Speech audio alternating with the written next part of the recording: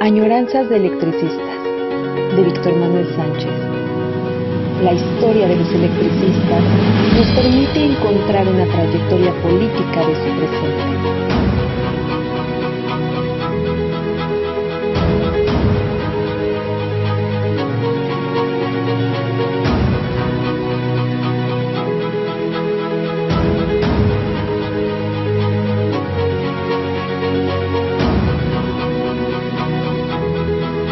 Comenzamos.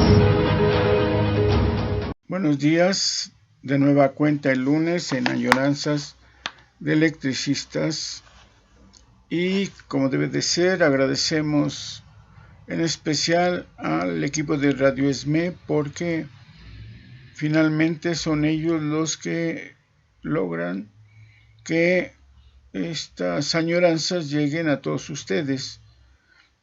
Han estado haciendo una labor muy fuerte, muy constante. Han tenido, como nadie más en el sindicato, bastante trabajo, y en ese sentido pues les agradecemos mucho el apoyo. A pesar de que nosotros enviamos nuestros trabajos, ellos son los que finalmente se encargan de su aparición para todos ustedes. La vez pasada, en esta añoranza electricista, habíamos empezado a comentar este contrato colectivo del Sindicato de Trabajadores Electricistas de la República Mexicana, STERM. Por mala formación siempre hemos dicho el contrato de Galván, ¿no? El contrato del STERM, pero casi siempre nos referimos a los dirigentes. Es una mala manera de conceptualizar las cosas. Igual decimos en el caso del contrato de la CFE, de Pérez Ríos, y en realidad se debe a que estamos informando de las corrientes sindicales que había en ese momento. Entonces es 3 sindicatos, habíamos comentado. Para 1960 se había logrado la nacionalización, y la nacionalización no solo fue en Compañía de Luz, como todos comprenderán, sino en todo el país. Y la organización a la que pertenecía Rafael Galván, era una federación que para el 60 logra unificarse en el STERM. Y en ese sentido, de un conjunto de sindicatos en provincia se consolida uno solo, más el sindicato nacional que estaba en la CFE. Para el año 60 entonces solo hay 3 sindicatos electricistas. En la idea, en la propuesta o en el proyecto de tener una sola empresa y un solo sindicato. En términos generales, los años 60 van a tratar de trabajar este objetivo general. Para el caso del gobierno le interesaba mucho porque así se unificaban las relaciones laborales y solo se tendría que analizar, discutir y relacionarse con una sola organización en vez de 3, sobre todo por las diferentes características que había en ellas. Este año 60, del 60 a esta época, habíamos comentado en otra añoranza que se había creado una confederación para tratar de lograr esta idea de unificar. El STERM y el ESME habían fundado una nueva Central Nacional de Trabajadores, la CNT. Curiosamente, como en tiempos actuales que hay una central de trabajadores en proyecto trabajando en la mira de obtener la unificación de todos los trabajadores. Bueno, desde el 60 hasta la fecha de este contrato está la Central Nacional de Trabajadores, dirigiéndola Galván, y Luis Aguilar Palomino. Entonces ya habíamos comentado algunas cláusulas, creo que empezábamos. Pero por si no quedó claro, vamos a leer la cláusula 11, que como todo mundo si consulta, tiene a la mano el contrato colectivo del ESME del 66, se va a dar cuenta de las diferencias. Habíamos dicho que la primera es el tamaño. Es muy delgado. Si juntáramos al grosor del de que se tiene el ESME con compañía de luz, es el triple de este. Entonces, materia de trabajo, cláusula 11, capítulo 2 del trabajo. Este contrato dice: la operación, el mantenimiento y desarrollo de sus sistemas existentes, así como la conservación y el mejoramiento de sus instalaciones y en general las actividades que realiza la empresa para el suministro y la administración del servicio eléctrico constituyen la materia de trabajo objeto de este contrato, excepción hecha de las labores atribuidas a los delegados de la empresa. Para ampliar el radio de actividad que legalmente corresponde a la empresa, las partes convienen en que intervendrán contratistas para la ejecución de las obras que demanda la expansión de los sistemas eléctricos correspondientes, a condición de que dichos contratistas acepten expresamente la obligación de celebrar con el sindicato los contratos de trabajo aplicables a la construcción. Bien, es inevitable comparar.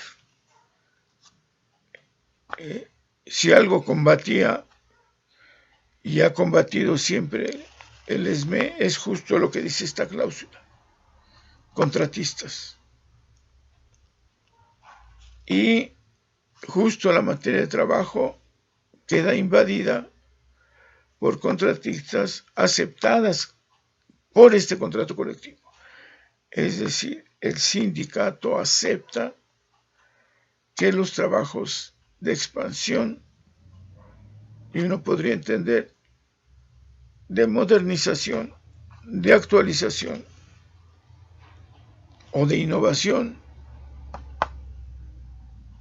queda aceptada la contratación de contratistas. Este es una gran debilidad de este contrato colectivo. Y estamos hablando de 1966. Propiamente a 6 años de que se va a dar la unificación de sindicatos. Comparando, inevitablemente, este contrato choca directamente en este asunto.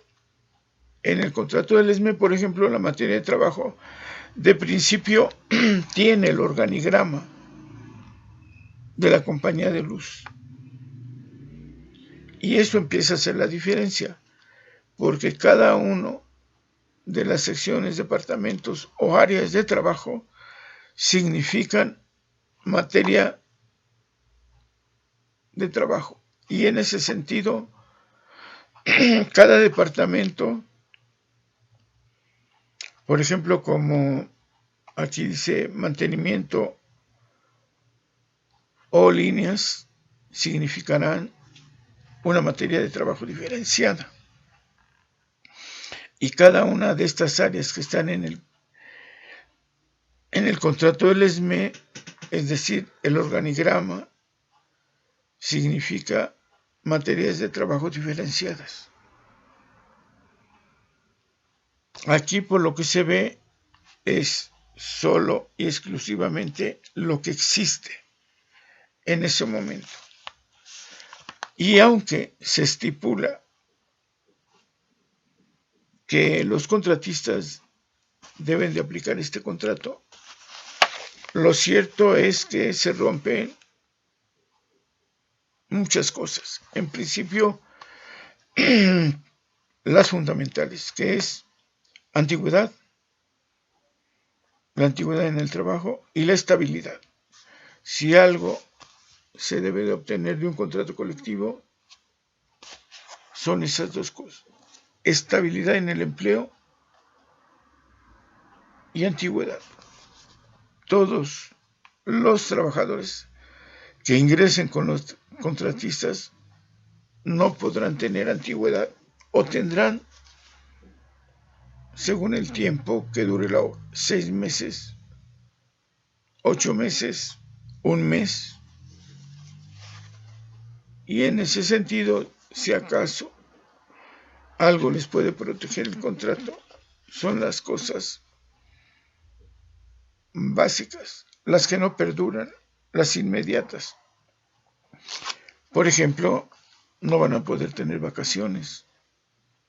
Es probable que tuvieran aguinaldo, pero solo el tiempo correspondiente al trabajo. Bien,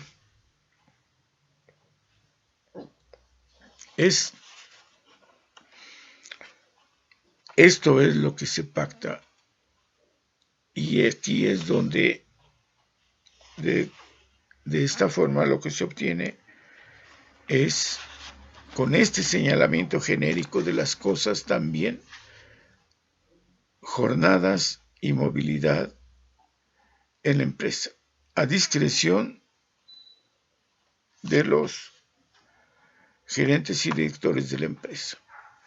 Al no estipularse todas y cada una de las áreas y secciones y departamentos de trabajo, y queda general, entonces no solo la estabilidad y la antigüedad quedan inestables, sino la movilidad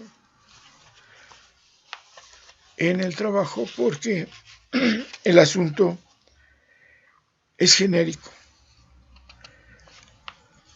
En la cláusula 12 se habla de la asignación de labores y de que se van a establecer comisiones mixtas para saber quiénes quedan en esa asignación de labores, lo cual, de todos modos, significa que en vez de departamentos y secciones estables, va a hablar de categorías. Dice aquí: las diversas categorías unitarias de trabajo se reducirán dentro de cada rama al menor número posible, y los trabajadores adscritos a cada categoría constituirán, con todas las implicaciones propias de este concepto, un equipo de trabajo. Es decir, hay equipos de trabajo. No hay áreas, no hay departamentos, sino unidades y equipos de trabajo. Esta es también una de las grandes diferencias que vamos a encontrar entre contratos colectivos. Por ejemplo, en el inciso G de esto que hemos dicho, asignación de labores, dice: los cambios, inciso G, en los sistemas de trabajo que resulten del progreso de la industria eléctrica o de la adopción de medidas encaminadas a una mejor organización del trabajo, serán discutidos por las partes en forma previa a su adopción, otorgándose a los trabajadores las siguientes seguridades, que es lo que habíamos comentado la vez pasada, que se va a asignar, pero si no es posible, durante un tiempo se va a volver a reacomodar a los trabajadores, y si no se logra el reacomodo, finalmente, al tercer intento, van a ser separados. Se les va a dar su liquidación. Y es donde decimos que la movilidad es muy fuerte en este contrato colectivo de trabajo. Es en estos aspectos elementales y que están desde el inicio del contrato colectivo donde encontramos debilidades, claro, comparativamente. Y entonces, ¿hasta dónde llega el que podamos comparar o no comparar? Si esto es lo máximo que han alcanzado los trabajadores del SUTER con su diligencia, pues esto es lo máximo y no hay comparación. Ahora veamos la cláusula 27, ingreso del personal. Los trabajadores que la empresa necesite en los términos de este contrato para cubrir vacantes definitivas o puestos de nueva creación serán solicitados al sindicato en la fecha en que un puesto quedare vacante o fuera creado, y éste los proporcionará en el término de 5 días hábiles, excepto cuando se trate de personal especializado, en cuyo caso el plazo será de 10 días hábiles. Si no los proporcionare dentro de los plazos indicados, la empresa los nombrará. Para ingresar al servicio de la empresa como trabajador de base, además de ser miembro del sindicato, deberá cubrir los siguientes requisitos. Inciso A, ser mayor de 16 años y menor de 50. B, pasar el examen médico. C, saber leer y escribir y realizar las 4 operaciones aritméticas fundamentales. Contar con los conocimientos y la eficiencia indispensables para desempeñar los puestos de que se trate. D, el requisito de edad límite a que se refiere el inciso A será hasta 60 cuando se trate de trabajadores reajustados que reingresen al servicio. Enseguida dice que los exámenes médicos los hace la empresa y si el sindicato no está conforme con el dictamen, podrá recurrir a otros médicos. Y si hay discrepancias en esos 2 certificados, habrá un tercero en discordia, procurando que sea médico oficial y el dictamen será definitivo. Los conocimientos y eficiencia indispensables serán demostrados durante el periodo de prueba, en un periodo que no excederá de 30 días. Por el tiempo que laboren durante el periodo de prueba, percibirán los salarios correspondientes al puesto que desempeñen y tendrán derecho a recibir de los demás trabajadores y de sus jefes inmediatos las orientaciones que necesiten para el mejor desempeño de su trabajo. Pero en caso contrario quedará fuera del servicio y se le liquidarán los salarios correspondientes al tiempo que hubiera laborado sin perder el derecho de ser propuesto nuevamente. Como vemos, bueno, es el único lugar y el único espacio que se dedica a ingreso y al periodo de prueba. No es parte de otra cláusula, está íntegra ahí, ¿no? Y entonces depende pues de 5 días en un caso para que el sindicato presente al candidato. Pasamos a la cláusula 36 del salario. Para los efectos de este contrato es parte integrante del salario de los trabajadores, además de las cantidades expresadas en el tabulador, el monto de las gratificaciones, percepciones, bonificaciones, pago de habitaciones para pago de luz, pago de fondo de ahorros, pago de tiempo extraordinario, constante y cualquier otra cantidad que se entregue al trabajador a cambio de su labor. definido lo que comprende el salario, este será aplicado a indemnizaciones por riesgos profesionales y no profesionales, pensiones jubilatorias, permisos con goce de salario, separaciones por voluntad propia, gastos de sepelio, excepto cuando estos se hagan efectivos a base de cantidad alzada, pago por separaciones legales y cualquier otra cantidad que sea entregada a un trabajador a cambio de su labor ordinaria. Este concepto de salario, como nosotros entendemos, salario integrado, este concepto de salario no regirá en aquellos casos en que las estipulaciones del contrato se refieran a salario tabulado, ni en aquellos otros en que de su aplicación resultaran duplicadas las obligaciones de la empresa. En los casos de descanso y vacaciones de los trabajadores de turnos continuos, percibirán además de su salario tabulado el importe del tiempo extraordinario constante. Es en alguna forma una buena definición de salario integrado, excepto que dice que puede ocasionar que en algunos casos se duplique el salario por las obligaciones de la empresa. Y ahora vamos a leer una cláusula interesante sobre el pago, cómo se considera pues y estipula el pago extraordinario. Y de igual manera vamos a ver cómo se considera los permisos para los servicios sindicales. Cuando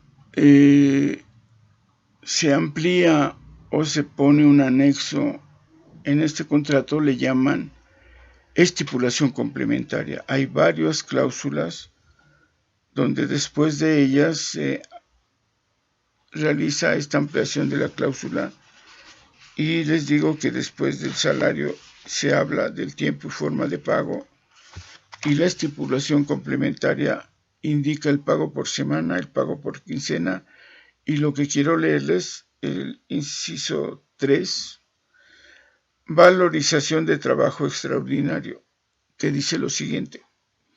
Ustedes pueden sacar la cuenta para que sepamos cuánto se pagaría. Para determinar el valor de una hora de trabajo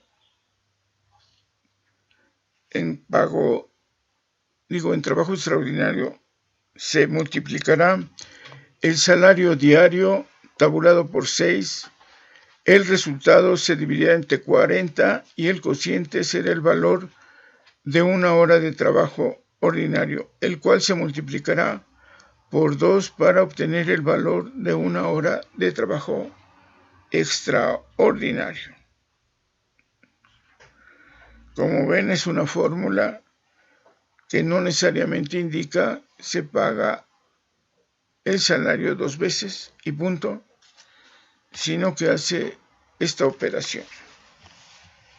Después viene el asunto de los pagos por ejercer funciones sindicales. La próxima vez que trate esto voy a sacar todas las estipulaciones complementarias que se hacen y cuántos son las cláusulas que tienen estas estipulaciones complementarias, ¿no?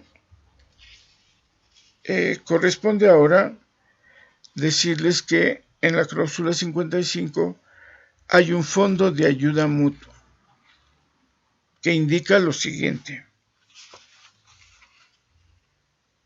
La empresa otorgará anualmente la cantidad de 175,000 pesos por cada trabajador de base para formar el fondo de ayuda mutua que constituyen los trabajadores agrupados en el sindicato, según las disposiciones reglamentarias correspondientes.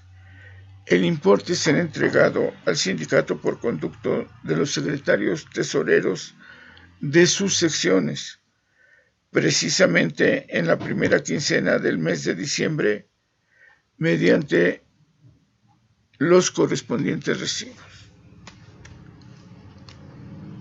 Este fondo de ayuda mutua no indica aquí en qué será utilizado.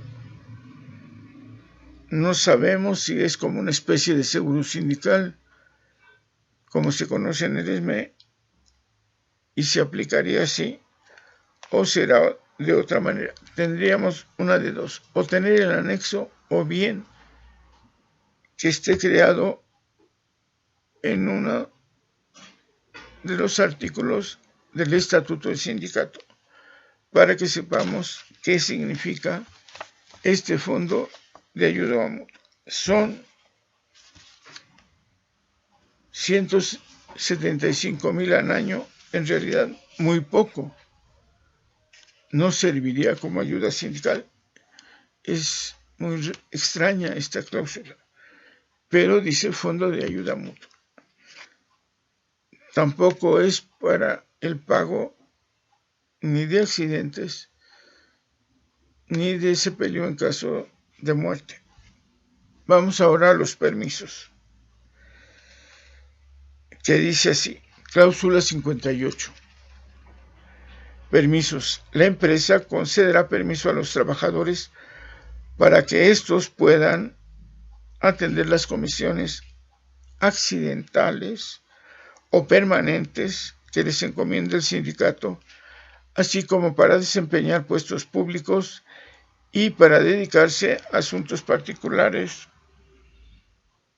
sin que por ello pierdan los derechos y prerrogativas que otorgue el contrato a los trabajadores de base, con las excepciones que se establecen en la estipulación complementaria.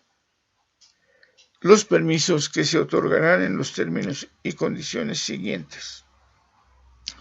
1. Con goce de salario.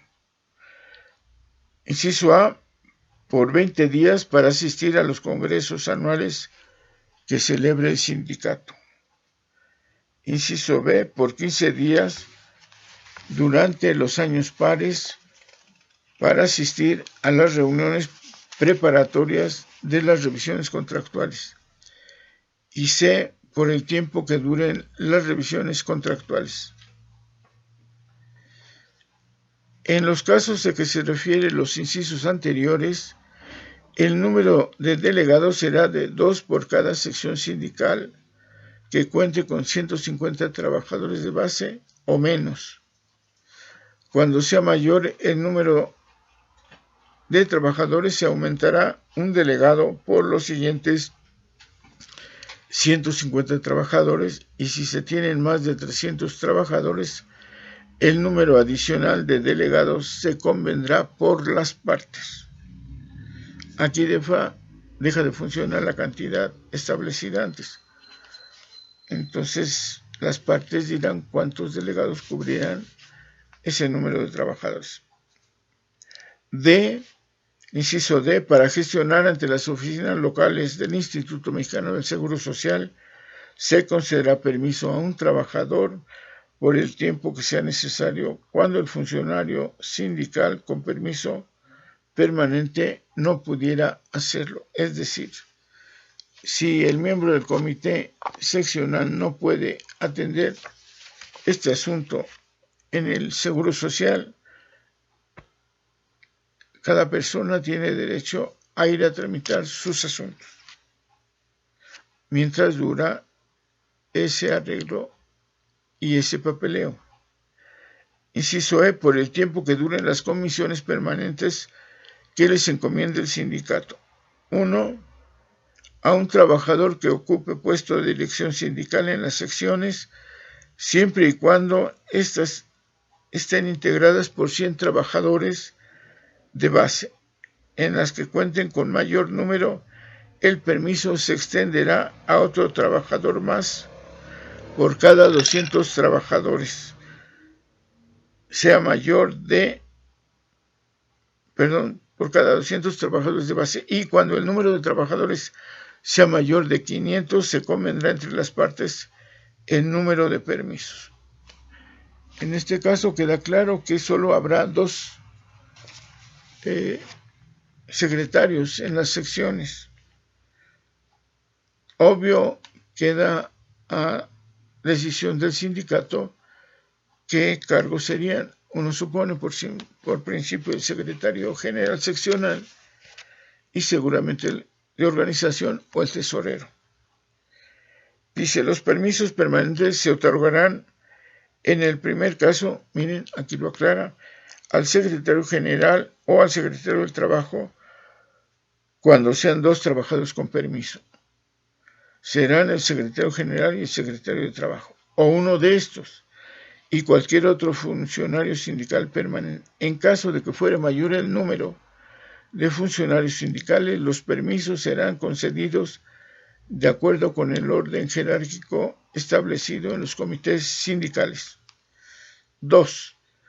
A los trabajadores que sean nombrados como secretarios del Comité Nacional del Sindicato. Los permisos se solicitarán oficialmente a la empresa con indicación de los periodos sociales correspondientes, y los cambios serán comunicados oportunamente a la empresa. Como pueden notar, solo hay 2 permisos. Bueno, solo hay uno según la cantidad de trabajadores, 2 máximo formalmente, y a partir del tercero son negociados. Aparentemente cada sección de este sindicato va a tener 3 funcionarios sindicales en cada sección. No olvidemos que este sindicato viene de una federación y existen en casi cada uno de los estados una sección sindical. Y dependiendo en ese caso de cada estado va a haber necesidad de cubrir a varios funcionarios sindicales. Lo cierto es que queda como negociación después del tercero asunto sindical que se trabaje. No queda pues de alguna manera estipulado que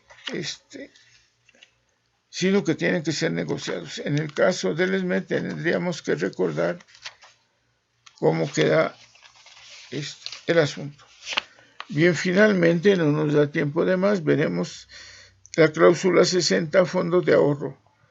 Se constituye un fondo de ahorros administrado por la empresa para los trabajadores de base de la misma de acuerdo con las siguientes bases y estipulaciones complementarias. 1. Los trabajadores depositarán para integrar el fondo de ahorros y en cada pago periódico que la empresa deba hacerles un 10% que les corresponda por concepto de salarios y tiempo extraordinario, que la empresa queda autorizada a descontar, o un porcentaje mayor cuando el trabajador dé su consentimiento por escrito. 2. La empresa por su parte depositará simultáneamente en el fondo de ahorros de cada trabajador un 18.5 sobre salarios y tiempo extraordinario. Es decir, el trabajador deposita el 10 y la empresa el 18.5%. 3. Todos los trabajadores de base ingresarán al fondo de ahorros a partir del día que adquieren dicho carácter de trabajadores de base. 4. En caso de separación de los trabajadores por cualquier causa, la empresa les dará desde luego la liquidación de fondos de ahorros y en caso de fallecimiento el importe de fondos de ahorros se entregará a las personas designadas en las cartas testamentarias que se entregarán a la empresa por conducto del sindicato o, en su defecto, a los dependientes económicos que comprueben su derecho conforme a la ley. Los trabajadores podrán cambiar sus cartas testamentarias y la empresa reconocerá la fecha del más reciente. 5. La liquidación correspondiente al fondo de ahorros comprenderá los depósitos del 1 de diciembre al 30 de noviembre de cada año y se entregará a los trabajadores a más tardar el 15 de diciembre. Estipulación complementaria. Por lo que se refiere al fondo de ahorro, los trabajadores, además de la liquidación anual a que se refiere esta cláusula, podrán obtener la liquidación parcial o total de las cantidades que en el momento que lo soliciten tengan a su favor en el mencionado fondo durante 3 ocasiones en el año, una en cada trimestre natural, en cualquiera de los meses de los trimestres enero, marzo, abril, junio, julio, septiembre. Si el trabajador lo desea, estas liquidaciones pueden ser reembolsadas mediante descuentos de su raya semanal o en cantidades proporcionales iguales en un término no mayor de 12 semanas a partir de la liquidación. Bueno, este ha sido el contrato. Agregaré para la próxima semana un comentario muy interesante del contrato colectivo del ESME. Nos vemos en la próxima Añoranza de Electricistas por Radio ESME. Hasta entonces.